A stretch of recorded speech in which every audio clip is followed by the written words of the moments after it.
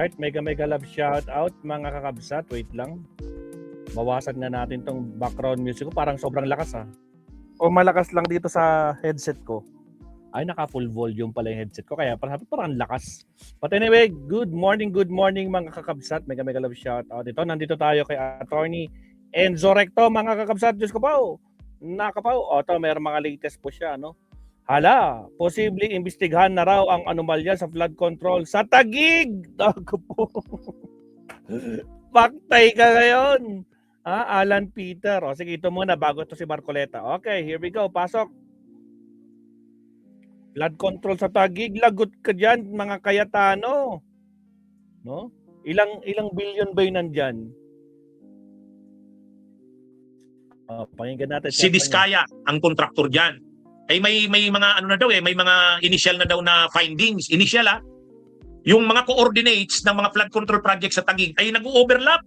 Matindi matindi. Mukhang makukunan na ng butas itong si Cayetano. Huwag niyang sabihin na inaano lang siya, sinisingle out. Hindi. Lahat naman ng sangkot talaga dapat imbestigahan. At kung may ebidensya, sabi nga ng DOJ, sabi ng NBI, sabi ng Ombudsman, pag yun yung tinuturo ng ebidensya, yun yung susundan nila. Ano ang tinuturo ngayon daw ng ebidensya sa Taguig? Marami, billions ang flood control projects, Diskaya ang kontraktor, at nung tiningnan yung mga coordinates, nag-o-overlap. Agoy, paktay ka ngayon. Wala nang maraming paligoy-ligoy pa. Diretso sa punto na. Maiksi lang ang komentaryo, pero diretso sa punto.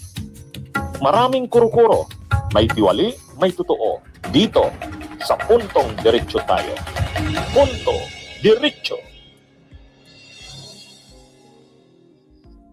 Mukhang iimbestigahan na ang Taguig.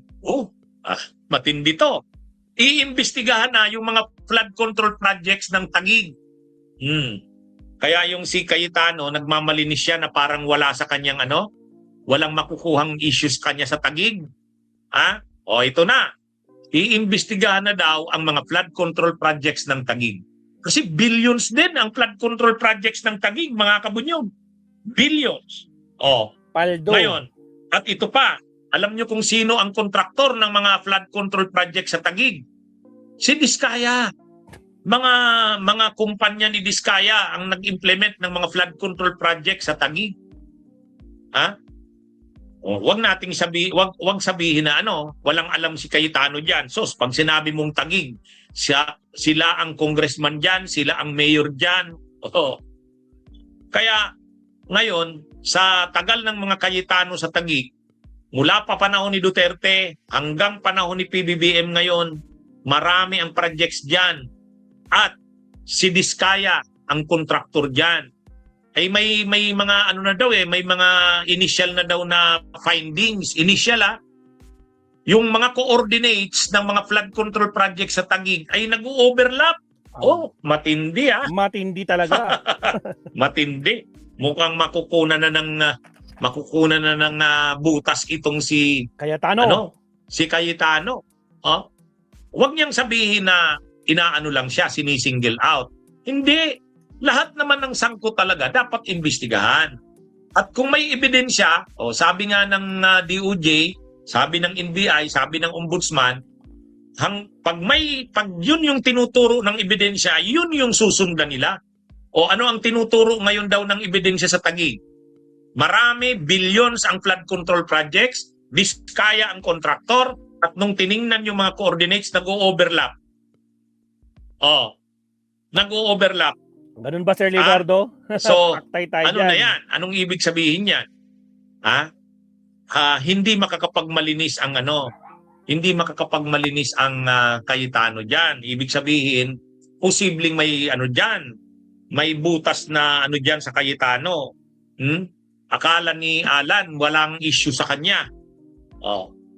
Mga kabunyog, mga kababayan, isa lang na Cayetano ang matino, si Lino Cayetano. Inappoint na si Lino Cayetano, yung kapatid niya.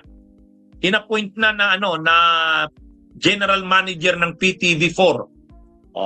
Inappoint na ni PBBM. Kasi mabait naman, matino naman yung Lino Cayetano eh. Ito lang na itong si Alan sa Kasipia, sinira yung pangalan ni Rene Compañero Cayetano, ha? Sinira dito na sa administrasyon ni PBBM. In-appoint na general manager ng PTB4. Paldo Kasi yun director yun. Director yan si Lino. Mabait yun. Tahimik lang, matino, yun? Director. Kaya ngayon, kinuha ni PBBM na maging manager ng general manager ng PTB4, yung government television. Kaya yan. Pero itong magkapatid, si Pia saka si Alan. Siya nga pala, ang tawag na daw kay Peter, hindi na Peter, Bitter, Alan Bitter Cayetano. ABC na daw, hindi na APC. Hanggang ngayon pa ba? Dati kasi APC, Alan Peter Cayetano. Ngayon, Hindi pa rin ABC na. Sabi Hindi pa ng rin niya isang binabati. viewer natin. My Attorney, goodness. ABC na yan. Alan Bitter Cayetano.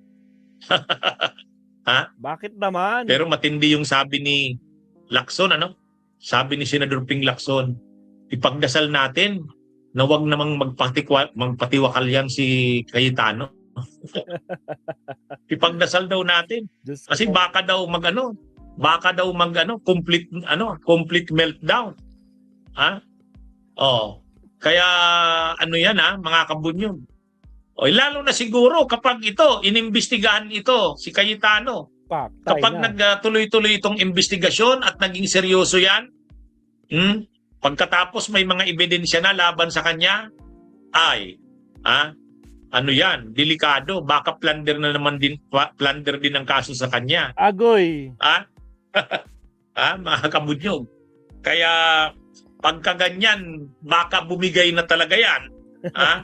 Baka bumigay na talaga yan. Ay ngayon nga, hindi lang siya na ang laking lamat sa political career ni Cayetano. Sabi nga ni dating Senate President Franklin Drilon, sa 24 na taon niya daw na pagiging sa Senado, 24 years siya sa Senado. Ngayon lang daw siya nakakita na 21 days lang ang Senate President. Di may record?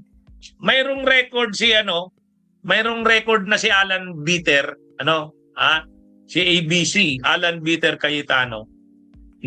Ang record niya, siya ang hindi kasi natin alam, baka may maiksik pa sa kanya.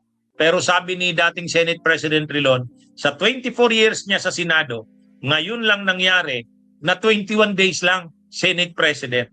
Si Cayetano yon. Kaya medyo siya talaga masama talaga ang loob ni Cayetano. Lamat sa kanyang political career yan. Pero kapag nakasuhan pa siya, dahil mag-iimbestiga na daw, may mga ebidensya na Nako po. Yung mga coordinates ng mga flood control project sa Taguig, nag-o-overlap. Delikado. Delikado talaga. Baka makasuhan pa ng plunder itong si Cayetano. Nako, sama-sama na sila. Sama-sama na sila, attorney, pag ganyan. Diyos ko po. Siya, punta natin kaagad itong si Marcoleta.